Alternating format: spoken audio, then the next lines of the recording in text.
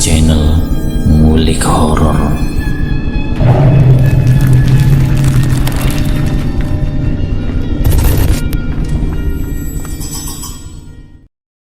Assalamualaikum warahmatullahi wabarakatuh.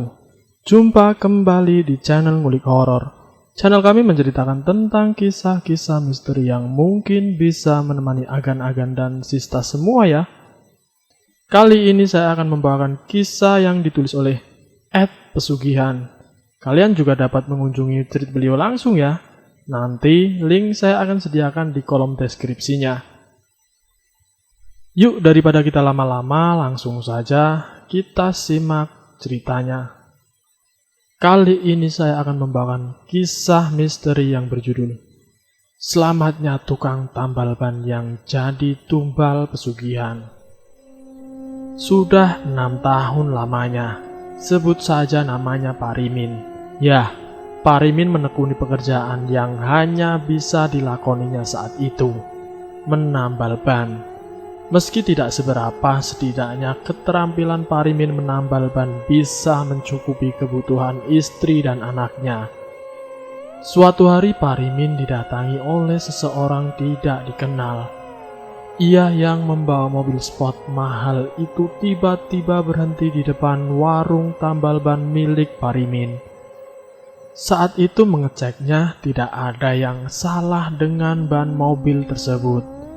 Malah banyak kuat dan bagus sekali kualitasnya. Mengapa pula mobil mahal seperti ini memilih warung tambal ban buluk seperti punya Parimin? Parimin lelah bertanya-tanya sendiri. "Pak, ini saya ada uang 10 juta.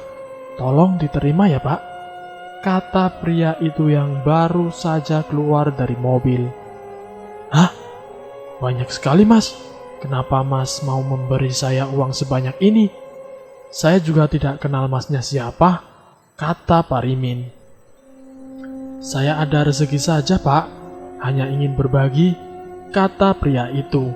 Kemudian ia melengos pergi masuk ke mobilnya dan meninggalkan Parimin yang masih bengong dengan uang segebok di tangannya itu. Parimin punya firasat. Ia yang selama ini taat menjalankan amalan tidak segampang itu ditipu. Apalagi ketika diberi uang banyak dari orang tak dikenal tanpa alasan yang jelas. Entah pria itu benar-benar ikhlas atau berniat menjadikan Parimin tumbal pesugihan. Parimin tidak tahu pasti. Yang pasti Parimin akan menerima uang itu karena kondisi keuangan keluarganya saat itu sedang tidak baik. Tapi Parimin harus berjaga-jaga. Tak lama setelah itu Parimin memutuskan untuk pulang ke rumah. "Dik, nanti jangan ganggu aku ya. Aku mau wiridan," kata Parimin kepada istrinya. Setelah sholat maghrib, Parimin langsung menjalankan salah satu amalannya. Firasatnya tadi sore ternyata semakin memburak. Wirid yang diucapkan Parimin semakin berat di mulutnya. Tiba-tiba saja ada suara sepatu kuda yang berlarian ke arahnya. Saat Parimin membuka matanya, sudah ada kereta kuda yang bersiap menjemputnya menuju suatu tempat. Parimin tidak kaget, ia pun tidak takut. Ia sudah menduga hal ini akan terjadi karena uang yang diterimanya sore tadi. Dengan bekal iman yang kuat, Parimin mencoba mengikuti kemana dia akan dibawa. Dia kemudian naik kereta kuda yang tidak bersopir itu. Tanpa sadar ia dibawa melewati sebuah air terjun yang sering dilewatinya saat berangkat menuju warung tambal bannya itu. Tak disangka, kereta kuda itu lalu membawa Parimin menerobos air terjun itu. Sungguh sangat aneh, baju dan celana Parimin tidak basah sedikit pun. Sementara Parimin sibuk memeriksa bajunya. Ia tak tahu kalau ia sudah sampai di tempat tujuan. Di balik air terjun itu Parimin turun dari kereta kuda dan takjub melihat istana besar di depan matanya. Di sana ia langsung digotong oleh 2 orang penjaga pintu istana untuk bertemu kepada yang mereka sebut sebagai sang raja. Sambil terus bersikir di dalam hatinya, Parimin yakin sekali ini bukanlah istana buatan manusia. Hal itu dibuktikan Parimin sendiri ketika ia mulai memasuki istana tersebut. Betapa terkejutnya dia. Ternyata istana tersebut dibangun dengan manusia yang tubuhnya sudah koyak dan terpisah-pisah.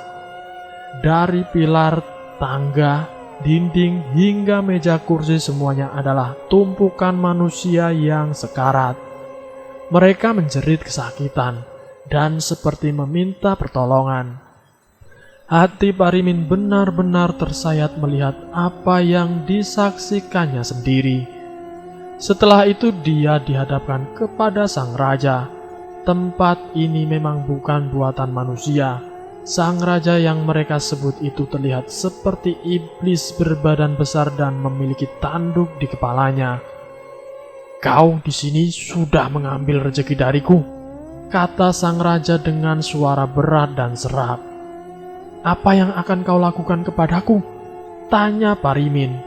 "Tentu saja, seperti yang lain," jawab sang raja sambil menyeringai. Astagfirullahaladzim, Parimin keceplosan menyebut nama Tuhan. Mendengar itu sang raja murka. Parimin langsung dibawa ke ruang gelap yang membuatnya sesak napas. Namun Parimin tetap tenang. Ia semakin menguatkan wiridan untuk membuat Parimin tenang sekaligus menyelamatkan dirinya. Tiba-tiba istana itu bergetar hebat, hampir membuat istana itu runtuh. Sang raja pun semakin murka. "Keluarkan manusia itu dari sini. Dia terlalu kuat untuk dijadikan sebagai tumbal," teriak sang raja. Lalu seberkas cahaya memasuki ruangan Parimin. 2 orang penjaga yang menuntunnya tadi menggeret Parimin keluar istana. Tanpa disadari Parimin sudah berada di pinggir air terjun tadi. Ia lalu bergegas pulang. Astagfirullah. Semua orang yang sedang membacakan tahlil untuk Parimin di rumahnya itu berteriak dan berhamburan keluar tatkala menyaksikan Parimin berdiri di ambang pintu. Parimin yang merasa baru pergi dari rumahnya sekitar 10 menit yang lalu tidak mengerti dengan apa yang terjadi. "Pak, ini benar Bapak?" tanya istri Parimin. "Iya, ini aku. Ada apa ini?" Parimin berbalik bertanya. "Tapi kamu sudah meninggal 7 hari yang lalu, Pak," kata istrinya. "Ini benar aku, Dek. Coba saja cek kuburanku. Siapa yang ada di sana?" kata Parimin. Kemudian orang-orang yang masih berada di tahlilan itu bergegas membongkar kuburan Parimin karena penasaran. Ternyata setelah dibongkar tidak ada apa-apa di dalamnya kecuali kain kafan yang kosong isinya. Parimin kemudian menceritakan kejadian yang baru saja dialaminya kepada orang-orang yang ada di situ. Dan selesai. Itulah sedikit cerita pengalaman dari Parimin. Semoga kisah Parimin bisa menjadi pembelajaran buat kita semua, agar kita lebih hati-hati lagi menghadapi hal sekecil apapun. Dan jangan terlalu gampang menerima pemberian dari siapapun yang tidak kita kenal. Dan kita harus lebih hati-hati lagi. Semoga kita semua dalam lindungan Yang Maha Kuasa. Terima kasih sudah mampir di channel kami. Jika kalian tertarik dengan video kami, silakan tekan tombol like, share, dan komen. Tekan subscribe untuk mengikuti video kami selanjutnya ya. Wassalamualaikum warahmatullahi wabarakatuh.